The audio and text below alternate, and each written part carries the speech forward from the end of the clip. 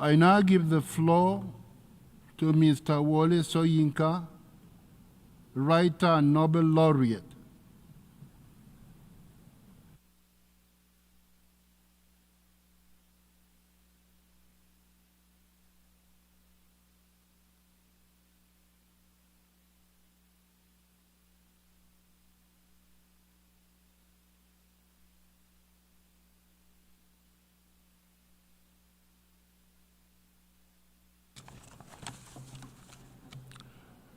Good morning, Mr. President, honorable members of this Assembly. Time is short, thought much longer, the walk even longer. So very quickly, I should begin by thanking my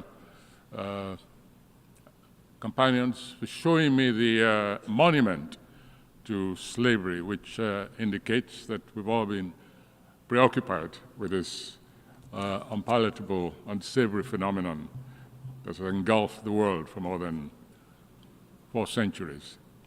I wish to begin by stating that, realizing how short the time will be, I've taken the trouble to prepare very hurriedly the full version of what I would like to say today. In fact, there are about 4 different versions. This one, which is entitled Sand Dune and Ocean Bed, the Quest for Reparatory Justice for a Global Atrocity, which is then summed up to some extent in the long version of this speech, of which only a small portion will be read to you. I wish to stress, however, 3 points in this tract. 1, everybody, I hope, is agreed that it is not yet over, by no means over. Slave markets thrive all over the African continent. I have here with me coming the special advisor to the president of my nation on diaspora matters, and the number of trips she's made to retrieve extant slaves from the African markets. I wish she had the opportunity to communicate those statistics to you. Even more critically, however, is the fact that there is a new form, difficult to detect in many areas of the continent, but one which we feel very powerfully a sinister development, which is the involvement of you and me as collaborators in the new form of slave trade and slavery, especially on the West African sub-region and in the East. And it takes the form of even a kind of gives a spurious credibility to the forebears of slave raiders, because at least they took some risks. Today, the new slavers simply wait for you and me to send our children to school, especially boarding schools, easy prey. They descend on them and cut them away, sequester them in the fastness of forests, and then call on us to come and ransom them. This happens almost on a daily basis. The name Chibok is familiar to all of you, but you have no idea how many Chiboks there are, especially in the West African sub-region. Second point is the rather convenient classification of slavery. Some forms of slavery are more benign, more humane than others, and therefore must not be talked about. Until we adopt a holistic, comprehensive, and egalitarian attitude to the phenomenon of slavery, I'm afraid it's going to be with us for a very long time. You know, the house slave versus the field slave, Indian Ocean slave, more benign than the Saharan, more sinister than the transatlantic. No, let us all agree that the phenomenon of slavery is contrary to humanity, and it has an egalitarian base, for the simple reason that the core of slavery is the robbery of human beings, races, communities, nations, of their right of volition. when they're owned by someone else, then there's a condition of slavery. Any human being owned by another is a slave, is enslaved. Very quickly, let me refer to a film, a recent, well, not so recent film, Django Unchained. I think that definition of slavery is captured by that moment when the actor DiCaprio takes one of his property by squeezes her really cruelly and says, "This is my property. I can do with her what I like."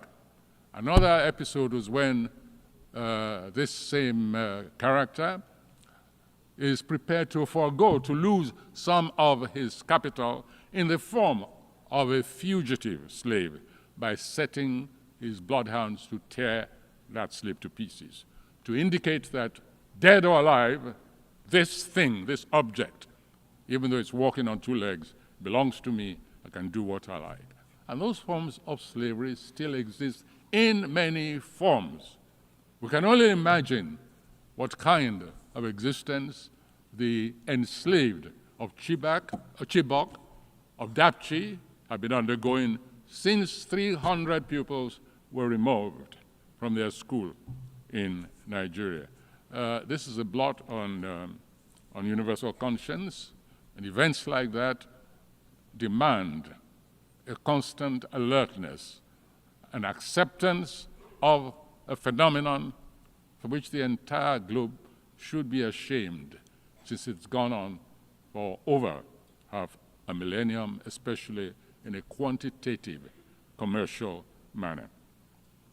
And so we come to the point of what can we demand of this assembly to tackle these varieties of, these variations on the theme of slavery, which I keep insisting is unified.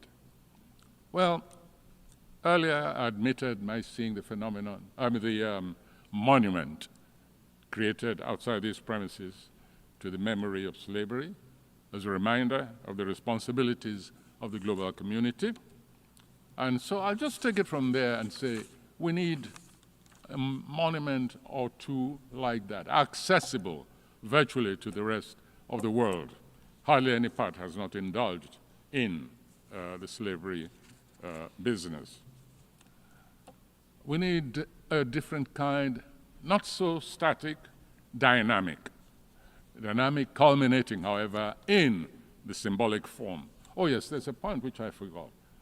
I should mention that. It is impossible to quantify the appropriate reparation for such a global atrocity. We can only tackle it symbolically, gesturally, but propulsively also, so that it gives further meaning to the ambition of humanity to recover itself. So let's give up any idea of material reparations. Let's deal with it symbolically. And one of these ways, one of these symbolic activities we can engage in is to dynamize what already exists as static monuments to this global embarrassment. We call it the Heritage Voyage of Return. In visual terms, the concept is not too distant in orientation from those 19th and 20th century expositions, Berlin, London, Manchester, etc., in the West and other parts of the world. Expositions crammed full with the spoils of rape and pillage of others. This time, however, what is being proposed is a lived-in exposition as a moving remembrance monument, a transitional warehouse of a continent's past, present, and future, a vibrant statement on a continent's interrupted history. That's Africa, for the avoidance of doubt. Within this monument, a special honor gallery will house artifacts looted from African continent, but since returned under the spirit and ethos of restitution.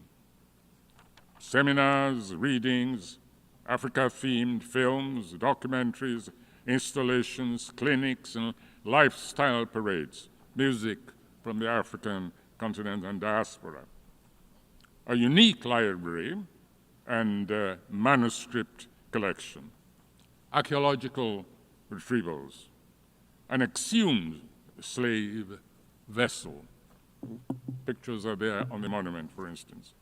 The boat will take off when the diaspora make a call at representative ports of slavery connection, positive or negative, on its way to the West African coast and beyond, maybe around the Cape of Good Hope to the east, and so on.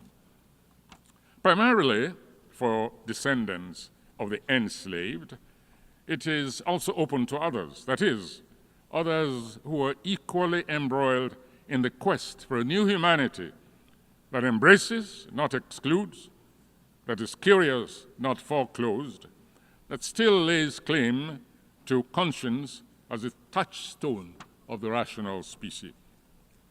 The nature of reparatory justice that befits the magnitude of slavery wrongs can only be symbolic, as I said earlier, gestural. Yes, but also morally and therapeutically propulsive, one that goes to the core of a continent's humanity, vividly expressed in its arts and spirituality. It is a symbolic voyage of return, one that stands to become an annual fixture.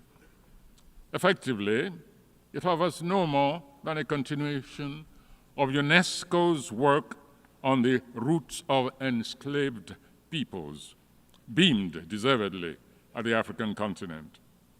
The Heritage Voyage of Return is a voyage of learning, leisure, and linkage. We call it the 3 L's. It is not only feasible, it is propulsive, it's imperative. Yes, we know such a voyage presumes to teach the world, to bring the world into confrontation with centuries of wrong and possibly a recovery of its own lost humanity. However, it is not designed, it's important, it's not designed to be a vessel of recriminations, but a floating vessel of peaceful options and neglected knowledge. Glorified tourism, perhaps, why not? But it is tourism with an attitude, as they say in this part of the world. This is a return, not just for to a wronged continent, but a return of the world to its holistic potential, to what it can be, shorn of fixations, irrational concepts, embedded prejudice, lust for power and domination. It shall be manifested as a first furlong in a voyage towards, put simply, a reinsertion of human in that grossly depleted word, humanity. Thank you very much.